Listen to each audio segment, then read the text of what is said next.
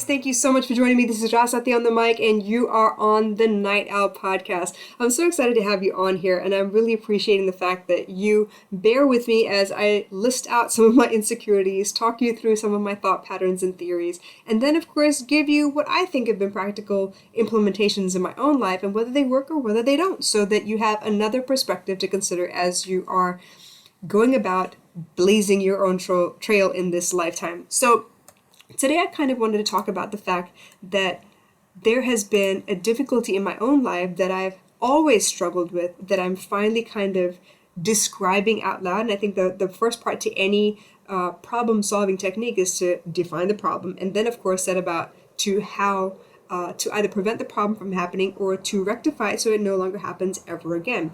So with that being said, I have a difficult time, usually, with people who have loud insecurities. Now, what I mean by that is the fact that there are people in your life who are very vocal about what they need and what they don't need. They will tell you up front all the things that they've existed and lived through and survived through, and they're hoping that by letting you know ahead of time that you will adjust your behavior. But part of the point of having a relationship with anybody, even if it is a friendship, is to hold space for them while they manage some of these triggers, and then, of course, make sure that your own needs are met as well. But for me, I've always found it easier to kind of be quiet in that moment and allow them the space that they need to kind of say all that they want. But I also know in the back of my head that if I don't at some point make it a point to voice my own concerns and opinions, that I sometimes will lose that ability. As in, I've set the precedent that I can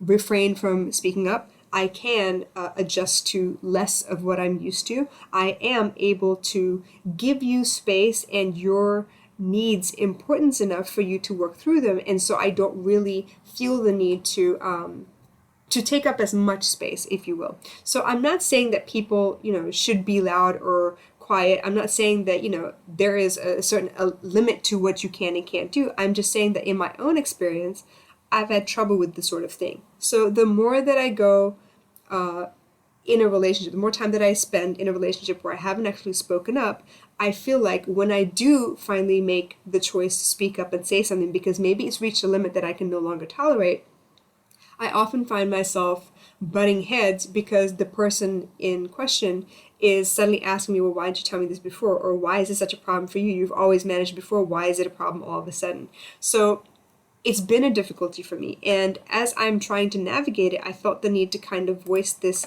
idea, mostly because I found that a lot of my clients also navigating the same difficulty. So how do you take up space among people who have loud insecurities? Do you let them know that they're being loud? Do you allow them to, to have the space to adjust and accommodate? Or do you, what do you do in those situations? I'll give you an example. I've had a relationship recently where I felt that they were really struggling with their own mental health, and knowing that I was able to accommodate, that I had this space, that they had already mentioned the fact that they were going to be temporary in my life anyway. They just needed a place to stay. They just needed some time for a little while to be able to kind of, get their feet under them again, to find solid ground before they move on to whatever it is that they wanted to do in the first place. I figured, okay, you know what? It's not a big deal. I can give them the space right now. I won't be encumbered by any means because, for the moment, it wasn't all that important. But as time went by and the temporary turned more permanent looking, even though they insist that they are still temporary, I find the need to actually express my thoughts and feelings more often. And even then, I'm met with loud insecurity once again, because now it seems like they feel that I'm putting my insecurities on them rather than letting them know that they are invading my privacy or they are encroaching on my own personal boundaries. And because they are no longer what I consider temporary, I need to make amends before it becomes a problem where I can't, tolerate anything at all, and it becomes a push come to shove situation where they have to leave and I have no choice but to move them out of my space. So with that being said, I feel sometimes that I am too nice. And it's not to say that I don't want to be nice. It's the fact that because I am nice, they are convinced that this is the way things will be going forward, not that it is a temporary situation. Now, I've been in this position before. I've had cousins and siblings of mine who have set the bar so low that they're hoping that you will accommodate, because they've said, oh yes, I'm only going to be here for a little while. I'm only asking you to do this for one time or two times. And then eventually that request becomes more and more frequent. And suddenly you find yourself face to face with the situation that has become more than bearable. And you're forced to kind of say something about it. Now, I know the last few episodes have been dealing with the same situation, but what do you do with people who have loud insecurities? Now, I was always told that show me a man who is easily angered, and I can show you a man I can manipulate. But I also know with that comes great responsibility, because people are doing the very best that they can with their mental health. They will do what they're allowed to do. And with that being said, also, that means that it's my responsibility to set the standards. I recently came across a post that said something to the effect of stop being a fake friend. Now, I had to contemplate that for a little bit, and that's part of the reason I'm doing this episode at all, is because I had to sit there and look in the mirror and say, well, am I being a fake friend? Am I not telling them things that are necessary for them to be told in order for them to pick themselves up, dust themselves off, and kind of dig themselves out of rock bottom? Or are they getting comfortable with the fact that they have someone around constantly to bail them out, to rescue them, to take care of them, because they're unable to do so for themselves or refuse to do so for themselves? So this was something that I had to really, I wrestled with. I didn't like the concept at all, right? I mean, who wants to sit there and look at themselves and be like, you've been a fake friend. You should have told them this from the get-go.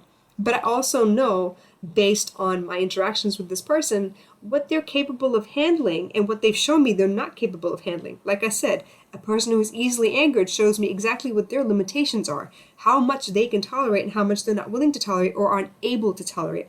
So either I can teach them the tools that they can, reframe an idea so it doesn't trigger them or upset them, or find a way for them to cope a little bit better that isn't stressful to me and isn't stressful to them at all as well. But it really depends on what they're willing to do. Now, a lot of people aren't willing to change, and they're not going to change unless you make it their problem to change, as in, like, until it affects them, they're not going to be willing to look at alternative routes to do things. I've had instances where I've had to threaten to kick somebody out before they realize, oh my gosh, I have a behavior that I'm exhibiting that it is causing so much harm within the household that it's driven this particular friendship to the brink of they're going to kick me out or kick me from the space where I used to feel comfortable.